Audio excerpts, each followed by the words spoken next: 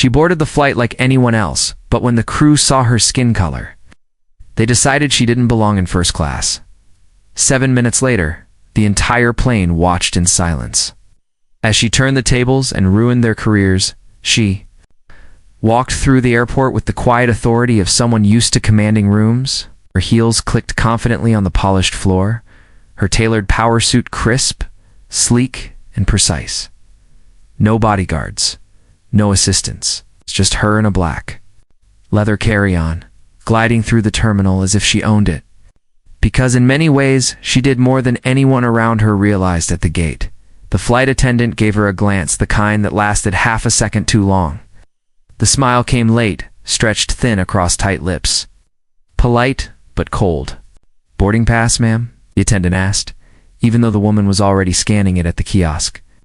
It was a small delay, but intentional, the kind of power play people pull when they think they're dealing with someone beneath them. The woman didn't flinch. She nodded, scanned, and walked forward. Inside the cabin, the difference in tone was immediate. The first-class section gleamed under soft lighting, white linen on tray tables, fresh orchids in glass vases, quiet murmurs and expensive perfumes in the air.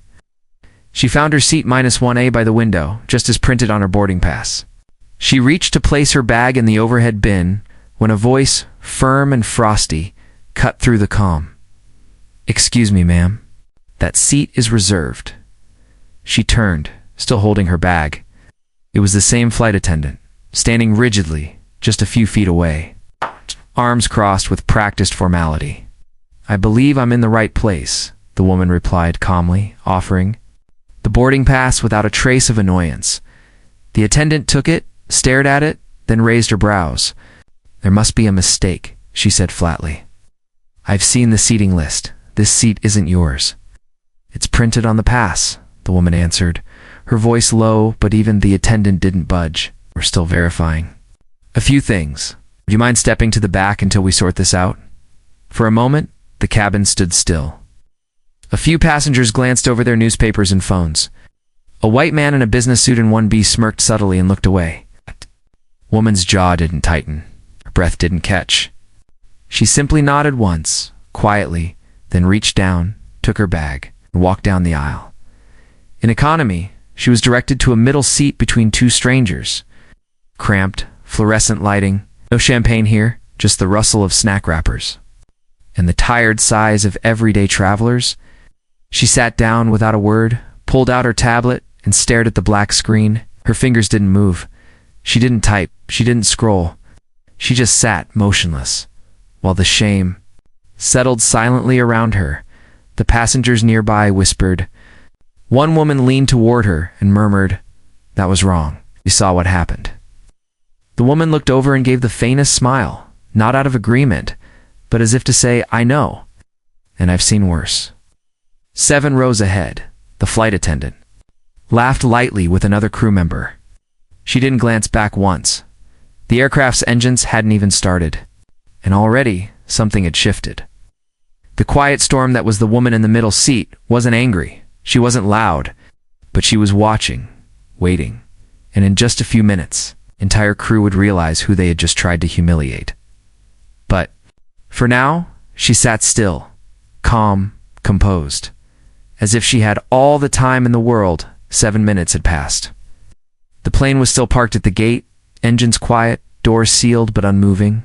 Passengers began to shift uncomfortably in their seats, checking watches, muttering under their breath. First class wasn't used to delays, neither was she. But unlike the others, she didn't look impatient. She looked focused. Calm, almost. Unnervingly so, as if the entire delay was unfolding on her clock, not the airline's. A soft chime rang from overhead. Then came the pilot's voice, clipped and professional. "Ladies and gentlemen, we're experiencing a minor clearance delay. We'll be pushing back shortly." No explanation. No timeline. Just vague reassurance and tension that thickened in the cabin air like humidity before a storm in row 2B. The woman finally moved. She reached into her blazer, pulled out a slim black phone, not the kind sold in stores, and began to type. Her fingers moved swiftly, with practiced precision. No emojis, no fluff, just cold data, coordinates, identifiers. Message encrypted once, message encrypted, delivered. Confirmed miles away in a private hangar shielded. From the public eye, a convoy of matte black SUVs sat humming in place. Inside the lead vehicle, a man in a dark suit received the alert. No ringtone, just a vibration, followed by a single word displayed across the screen. Active. He leaned forward, spoke into a secure headset. Tier 1 contact. Aviation. Protocol breach. Initiate response. Within moments, the control tower at the airport received an inbound call marked with federal clearance. The voice on the line didn't ask. It instructed, "We have a red flag on flight 372. There's been a procedural violation involving a high-level protected client. Immediate freeze. No departure clearance." The air traffic controller didn't question. He relayed the command. Ground operations paused. Simultaneously, another call was routed, this one directly to the airline's executive office on the East Coast. The assistant who answered barely had time to say hello before the voice on the other end cut through. Confirm the full passenger manifest for Flight 372, specifically. Who was assigned Seat 1A and who is currently sitting there now? The assistant scrambled, fingers tapping furiously. Her eyes froze as the data populated. She read the name, then read it again. Her voice trembled as she paged through to the operations director. Back on the plane, the head purser received a discreet buzz on her crewcom. Cabin report. Identify name of passenger removed from Seat 1A. Confirm. Now, she blinked, confused. Copy that, she replied, opening her tablet and locating the manifest. She scrolled to the economy section and froze when she saw the reassigned name beside 2 to B. Her breath caught. Still, she did as instructed. She walked a few steps toward the intercom, tapped the button, and announced with professional stiffness, confirming downgrade. Passenger, redacted. The cabin went silent. No one recognized the name, but for the flight crew, the silence hit different. Something in the air shifted. It wasn't just a name, it was a warning bell. In the cockpit, the pilot's come crackled with a direct line not commonly used. It bypassed the tower. It's bypassed corporate. Straight from the source. Hold the aircraft. Do not take off under any circumstances until further notice. The pilot paused. That tone, that clearance level wasn't normal. Understood, he replied, turning to his co-pilot with a questioning glance. Neither said a word, but both knew. This wasn't just a routine hold, back in row 2 to be. The woman placed her phone back inside her blazer. She didn't look satisfied. She looked finished. The wheels she'd set in motion had been quiet, efficient, surgical. There were no raised voices, no arguments, no threats. Just her, a black woman. Disrespected and dismissed, reclaiming control without ever leaving her seat. Passengers began to sense that something wasn't right. A few whispered. One man asked a flight attendant what the delay was. The attendant offered a hollow smile and a vague excuse. But she was sweating, hands twitching, eyes darting toward the front of the cabin, where the intercom had just echoed a name she'd never expected to hear again, and up in first class. The seat labeled 1A remained suspiciously empty.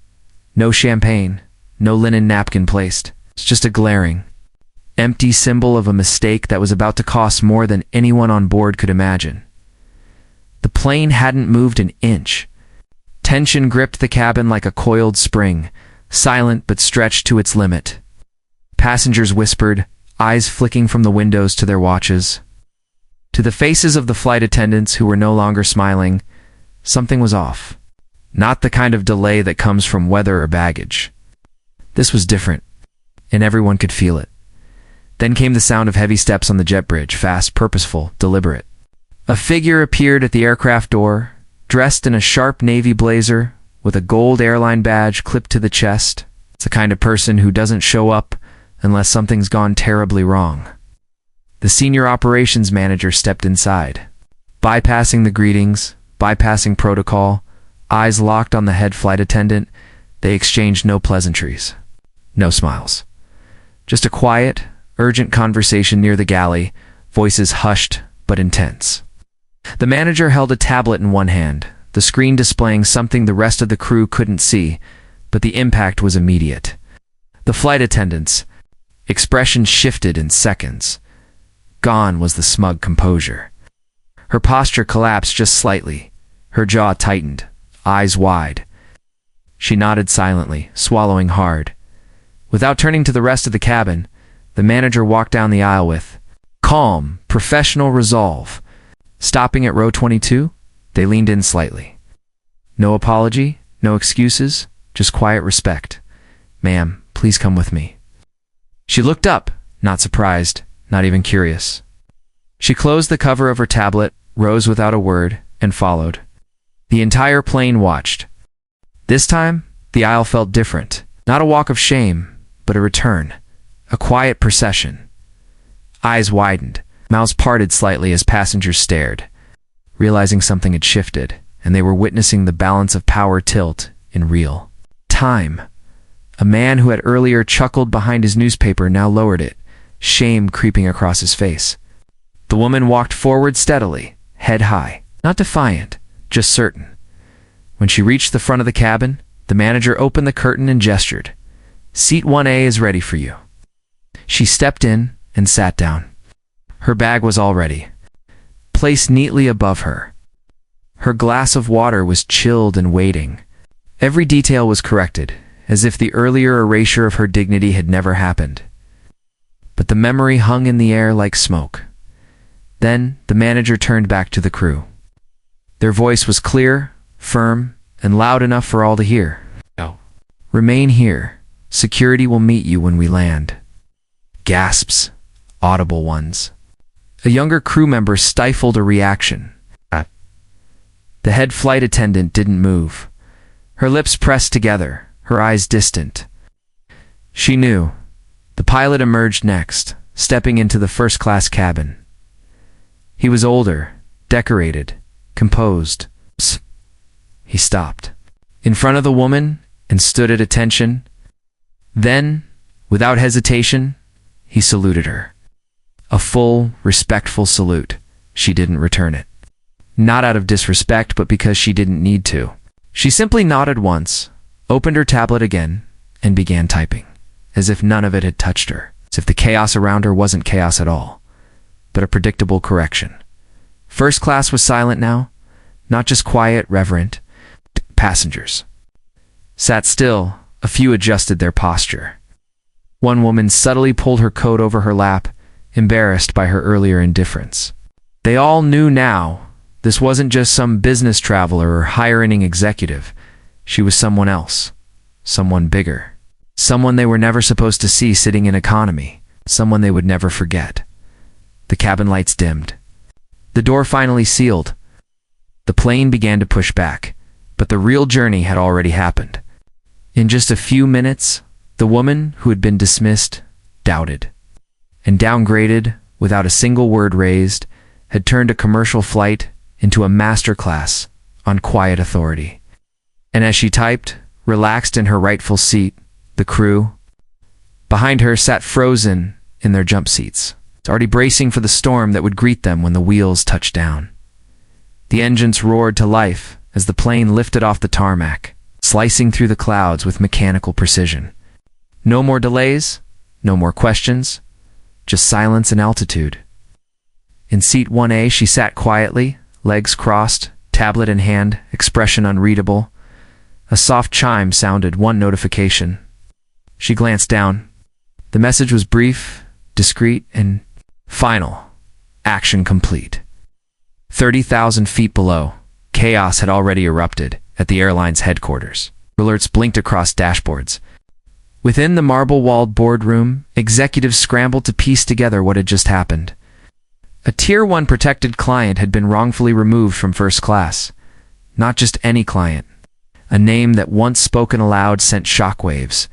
Across the corporate chain, it hadn't just insulted a customer, it had violated a partnership, one that held quiet. But powerful influence at the highest level of the company's structure. The footage was already spreading. Leaked from a passenger's phone, the grainy video showed every detail, the confrontation at the seat, smug dismissal, the forced downgrade. It captured the moment she walked to economy without protest. It captured the silence that followed, gapped. It captured the face of the flight attendant, car-less and dismissive. By the time the plane was mid-air, the video had already passed. 1 million views? Hash flying while black exploded across social media. Comment sections filled with fury. Headlines shifted from gossip to outrage. First-class disrespect. Airline under fire for racial profiling incident. Civil rights activists reposted the footage. Influencers, celebrities, business leaders, they all weighed in. But none of them knew the full truth, because what the world didn't realize not yet was that she wasn't just a passenger, or even just a CEO. She was a silent board partner in the parent aviation group, a strategic investor, a woman whose influence extended beyond departments, beyond org charts. She didn't need to raise her voice. She didn't need to sue or go viral to make a statement. All she had to do was vote, and she did. Within the hour, the 2 crew members involved were suspended pending investigation. The flight attendant who had questioned her ticket was placed on administrative leave. The purser was stripped of flight status. Their names were not released to the public, but inside the company, they were already marked. The airline scrambled to release a public apology. It hit social media 3 hours after takeoff. We deeply regret the experience of one of our valued passengers and are conducting a full internal review. We stand against all forms of discrimination. But by then, it was too late. The narrative was no longer theirs to control. She didn't respond. No statements, no interviews. She didn't need to. The following week, she walked into a private boardroom in Manhattan, glass walls, silver trays of still water, and 20 of the most powerful voices in global aviation. Most were men. All of them stood when she entered. She took her seat, placed her leather folder on the table, and listened. The head of in-flight operations stood at the end of the room, attempting damage control, citing procedural confusion and miscommunication. He never once mentioned race. He never once said her name. When it came time to vote, she didn't hesitate. Motion to terminate, seconded, carried. Past the man's badge was deactivated before the meeting ended. Later that afternoon, she booked another flight, same airline, same route. Different atmosphere at the gate. The energy shifted the moment she arrived. The boarding agent stood straighter. The whispers among crews stopped. As she approached the aircraft, the entire crew stood in uniform outside the plane, lined up, hands folded, faces alert. Not fearful, respectful. She walked past them without pause. A quiet nod. She boarded first, as she always should have. Her seat, 1A, was immaculate. A handwritten note waited on the armrest, signed by the regional director of service. No mention of what had happened. Just an acknowledgement. A promise to do better.